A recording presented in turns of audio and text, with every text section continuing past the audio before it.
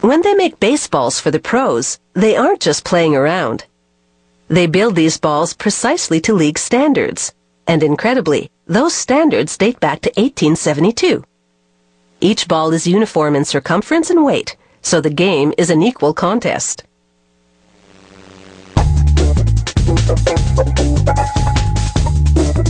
Crowds will go wild for these professional baseballs, and at the heart of each one is something called the pill. The pill is smaller than a golf ball. It's about 10.5 centimeters in circumference. Inside the pill's rubber casing is a sphere of cork. They pour latex adhesive over hundreds of pills loaded into a drum.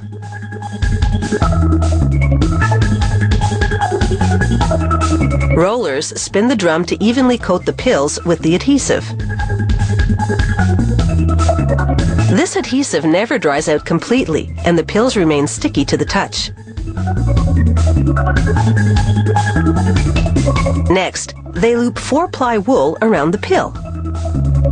This machine spins the pill to wind the yarn around it. This winding substantially fattens the pill.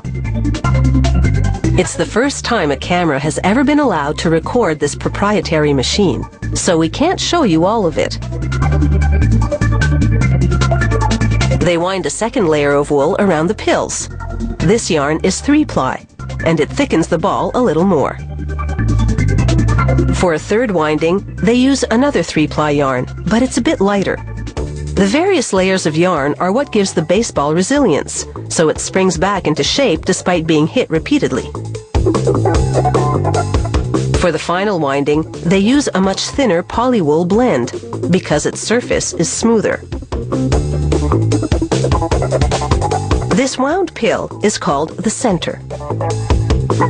They weigh it and measure its circumference, which should be 22.5 centimeters. They add adhesive to a spinning drum, then load the centers into it. As the centers tumble, they absorb the glue and the wound fibers adhere to each other. The centers air dry for 48 hours, but remain sticky. Using this hydraulic press, they punch out figure-8 shapes from leather, complete with holes around the periphery, allowing them to be stitched into baseball covers. But first, they stamp the date and lot number onto them. Then they wrap them in wet towels. The moisture will make the leather pliable enough to sew.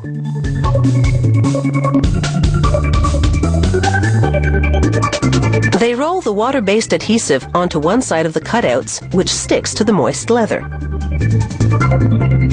They press 2 cutouts to the center sticky surface. It's an exact fit. They clamp the leather-clad ball in a vise, and it's time to sew. Working with 2 needles, the sewer pulls thread through the ball center and up through the holes in the leather pieces to cross-stitch them together. He rubs wax on the thread to stiffen it, because if it slackens, it's more likely to tangle. When it comes to cross-stitching, these workers are in a league of their own.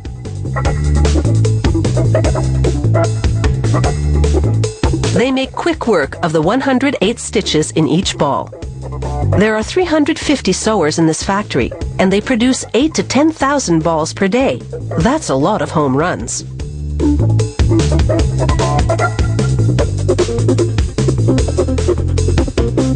The final stitch goes through the center of the baseball and out the other side. The sewer then pulls the stitches into a V configuration to give the ball a consistent look and feel.